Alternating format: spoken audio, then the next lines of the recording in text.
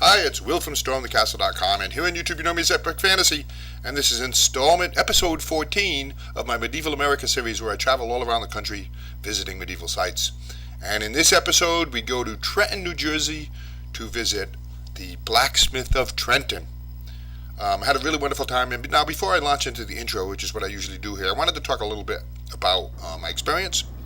I want to thank Sasha and Daniel, both master blacksmiths, for welcoming me into their shop. I spent 2 days there, which was just wonderful 2 days I had. On the first day, which is what's in this video, I talked to them both and we looked around the shop and I interviewed them and we had some great conversations. And on the second day, they did a couple of tutorials for me, and those tutorials are coming up, blacksmithing tutorials. So I want to just give a thanks to Sasha and Daniel for their hospitality. And so in this video, I'm going to do a few things. We're going to take a look inside the shop to see, it's like a trip back in time. It's really wonderful. Sasha has been there since 1971. He's been a blacksmith for over 60 years.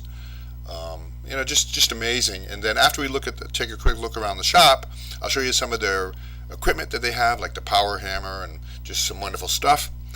And then after that, we will take just a brief look at some of the things that they do as blacksmiths, some of the work that they do. They do some typical stuff, but they also do some unusual stuff. And then we'll just stand around and chat with both Sasha and Daniel about blacksmithing. We talk a little bit about, advice for somebody who wants to maybe be a blacksmith. We talk a little bit about the apprentice program and a little bit more. It's really fun. I had a wonderful couple of days at the blacksmith of Trenton. Enjoy this video if you're interested in blacksmithing, and if you're interested in my trip around America, subscribe to my channel or click the link for the playlist. Like I said, this is video 14. I am actually covering every state in the continental United States, and I'm having a lot of fun visiting castles and blacksmiths and meaderies and all kinds of other stuff, museums, and doing projects and interviewing people. Thanks. So that's it. Now we will launch into the introduction for Medieval America, and then I'll leave you alone and just going to run the video without much narration on my part. Thanks. Enjoy.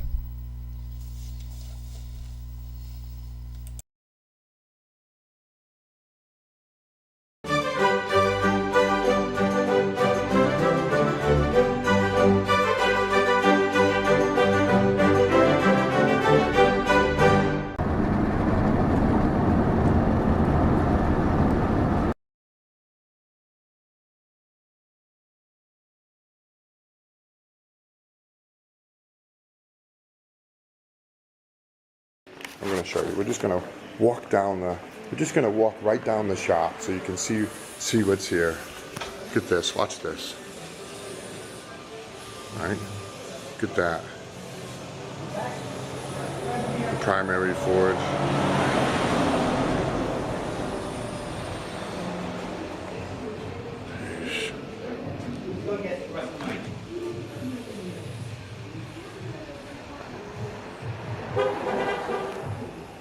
Dunk dunk.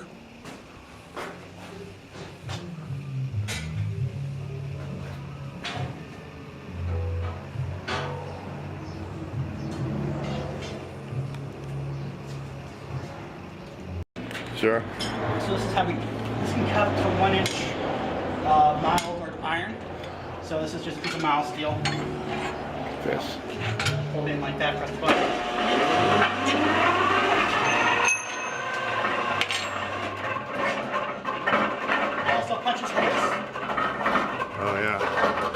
Punches different size stuff. Yeah. So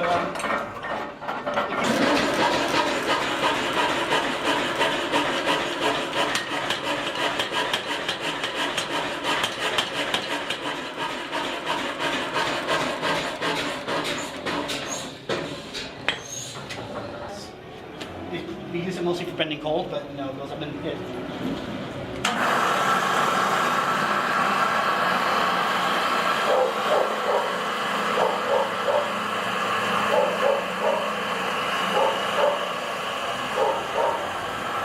So we'll do this, we'll put the broken end here. Yeah. We'll come down, taper it. Yeah. A couple hits. Then what we'll do, rush it over to the grinder, our big stone mill, grind the tip, harden and temper in one hit. Right. And to do that, we'll have one guy in the forge, one guy in the power hammer, and we'll go back and forth. Right. And that's what we do. Sure. These are back in the day when Sasha used to make rivets for the bridges. Look at that. These are all hand forged rivets made on a tool on the power hammer. So he made these, back in the day for making bridges and stuff. Yeah. We have some big ones laying around still. That's our first one. That's really something. Did you design that? No, Sasha designed that? That's really unique. I named this the Mini Cooper. That's really unique. I showed you the rivets. Yeah, there you go. These are things that used to make Look at that. Bolt header. Yeah. Bolt header rivet headers. Right. Old deal. Yeah, that's nice. Back in the 78, I had rivets to make for George Washington Bridge. Wow. 5,000 of those. 5,000 of them. We used these guys for That's that. a lot of work. Yeah. Well, you get good at it. Here's what we do for this. Sure. This is for unlocking manholes. Oh, right. Yeah. Right, yeah. Right. These on hand. Sure. See, one of the things I wanted to mention, I'm talking to Sasha about, is the creativity involved in blacksmithing. Right? I mean, look, you can't see that. Look at that. Right? It's like a tesseract. But that, how can we, you have advice for a young person who wants to get into blacksmithing? Yes, work your ass off. Right. First right. of all, get interested in it. Right. Work it slowly and all that stuff. Right. Get rid of the screen. Get rid of this. Screen kids using all that stuff. Come here. Get rid of the screen. See vivid Right. fire. See the vivid work going on all that stuff. Yep. That's right. And appreciate the fact the metal, once you heat it up, it's like plastic. You can work it on it. So plastic you can work with your hands. With iron, you have to work with your hands and all that. Just work it out, nicely, slowly, and it comes out with no problem at all. Right. Right. And that's it. Don't kill it or nothing else. It's done over the years. Nice, smooth, and all that stuff. And that's it. But you gotta have patience. Yeah. Right? And nowadays the screen tends to develop lack of patience. Yeah. You gotta they have to fight against that and say, hey, wait a minute, it's gonna take some time. Oh, yeah. You have a good example of that. Yeah. It takes time, you go through it. How many times are you gonna point something? You know what I mean? You know what I mean? You gotta do it. My grandmother said only 10,000 times. That's right, 10,000 times. And you have to have the patience with 10,000 times. You know what? They play the computer games and all that stuff, and they do it 10,000 times. That's true. Without thinking about it. Yeah. That's true. You know what? If you work with your hands and the body and the mind, that's 10,000. Right. It's better for your system and all that Right. stuff. But just watching. Yeah. No, yeah. Seeing it, because I get a lot of emails, because of like the website and YouTube channel, I get a lot of emails from young people, and a lot of times they don't realize it, but they're actually yearning for that, to say, hey, you know what I need to do is put my hands on it, make some things, actually, rather than all of this. Yeah. You know what? It's part of being human. Yeah. It really is. Years ago, I was born in Germany, and then 2 years in Italy, 1 year in Egypt, 8 years in Australia. When I arrived in Australia, in the schools and all that stuff, there was a craft. You had to do a craft show. You had to do craft. You have to work with leather. Right. You have to work with canes. Right. Put it in water, shape the skin, and it's all texture by the hand and all that stuff. When you do things with your hands and all that stuff, that goes in your mind. That's right. And all that stuff. That's right. Now, I don't know. Human beings are made that way. It'll go in your mind. It becomes muscle memory is one of the words for it, right? You mentioned that. There's things I can do in my sleep. I probably Right. can't, That's right. 10,000 times. Right? Yes. That's just wonderful. And and I'm seeing it. I'm seeing it come back. I really am. Particularly the blacksmithing. And as funny as it is, some of these video games nowadays is the reason why blacksmithing is coming back, because in these games there's a lot of blacksmithing.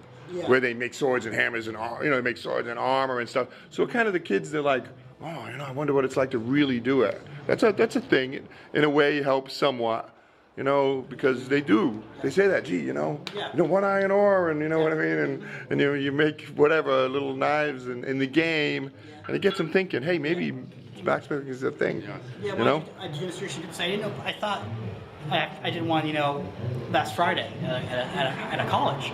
And said I've only seen it in video games. Like, I never seen a real anvil. I go, this is what the anvil looks like. They go, that's not what it looks like in the video game. I go, well, this is what they look like in real life. And I talked to them. They were very interested. Yeah. They thought they can only do it in video games, so they didn't think it was a real thing anymore. So Right.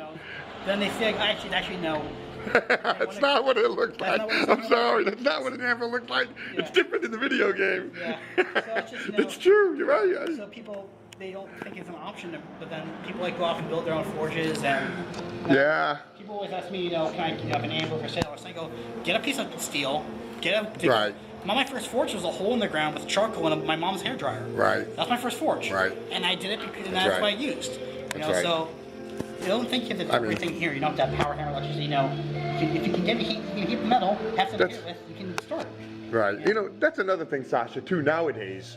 We, in our world, and it's kind of, you can't help it, but in our world, we're conditioned to buy it.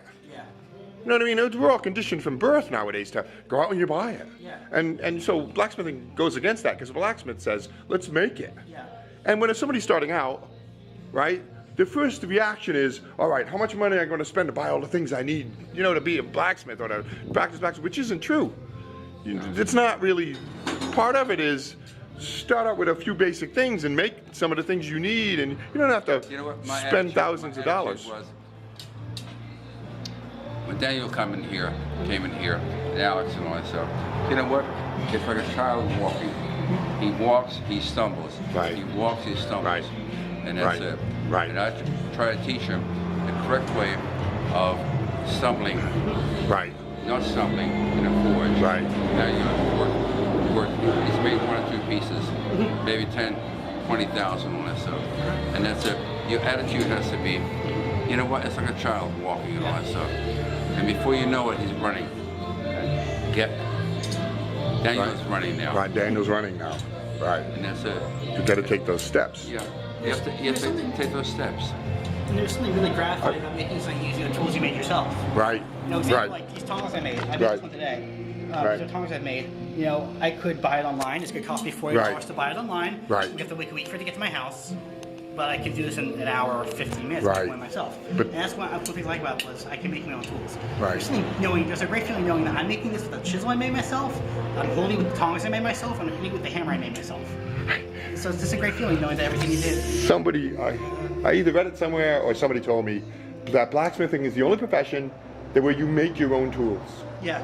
And I don't know if that's true, but it sounds true. What other profession do they make their own tools? When I do A lot of them come to blacksmiths Yeah. to make their tools. Yeah. Right? Yes. That's a big deal. When I do historic reenacting, I always say, I always ask people, was there a Home Depot? And they go, no. I said, yes, there was. The blacksmith was in town.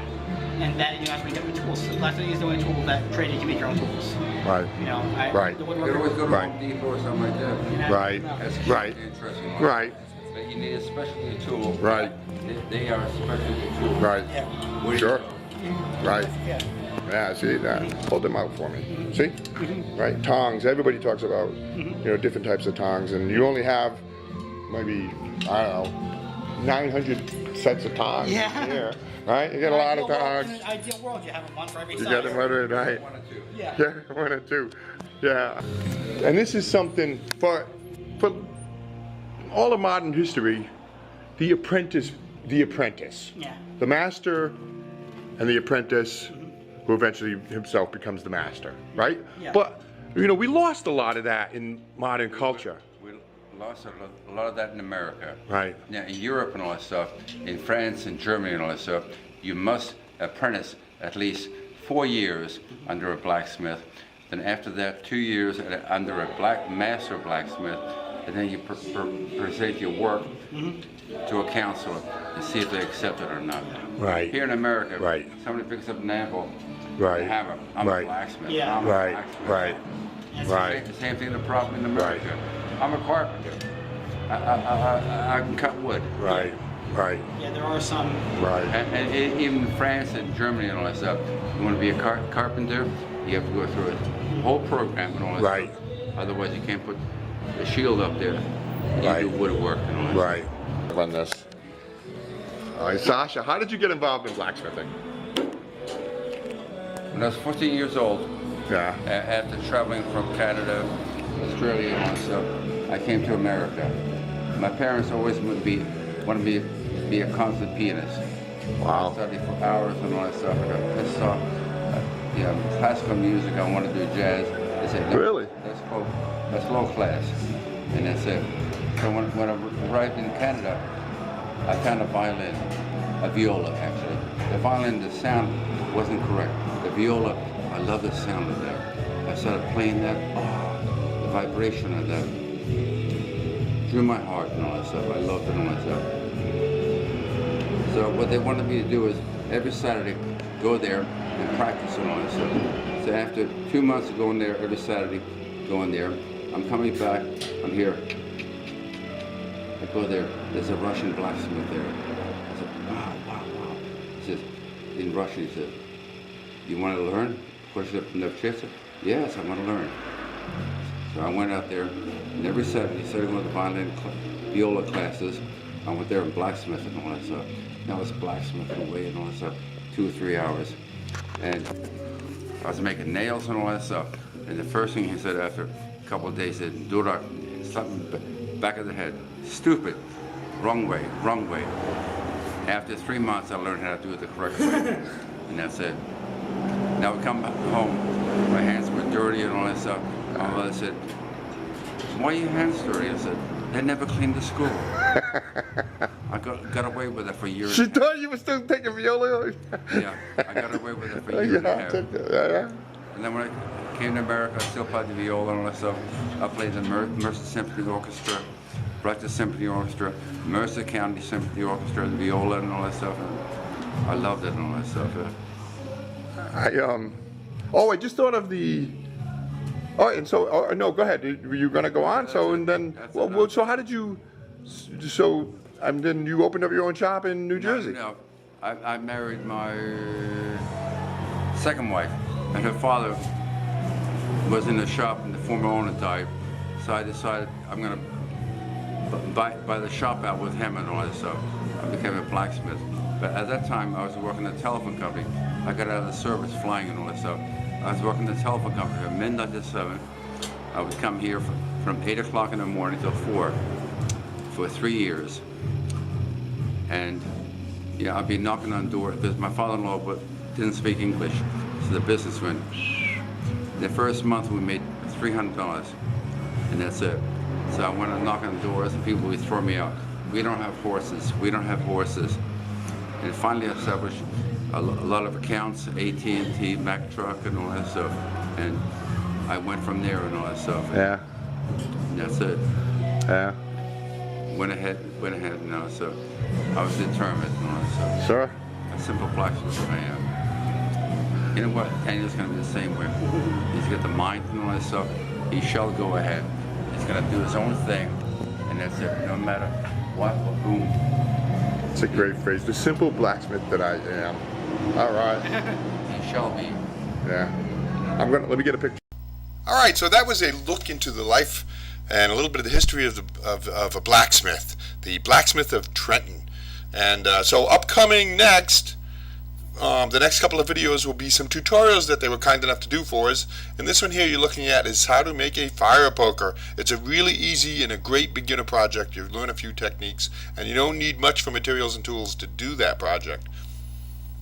Daniel is kind enough to do that for us. And then the other project, and I will show you a little bit of footage from that one too, is how to make a ram's head. And that one's a little bit more complicated, not a beginner's project, but interesting to watch nonetheless. And that'll be it. And then after those two projects, we're moving on from New Jersey. We'll be moving on to the next place in my series called Medieval America. Thanks for watching. If you're a subscriber, thanks for subscribing. If you're not a subscriber, hit that button. Doesn't cost anything. It'd be nice. If you want to support me, you can, in my adventures around the country, you can sign up for Patreon, share my stuff on social media, help me out any way you can, leave comments, give me a thumbs up. I very much appreciate it. I got a whole lot more stuff coming. I've actually done a good portion of the country so far, and I'm just trying to get caught up on the videos.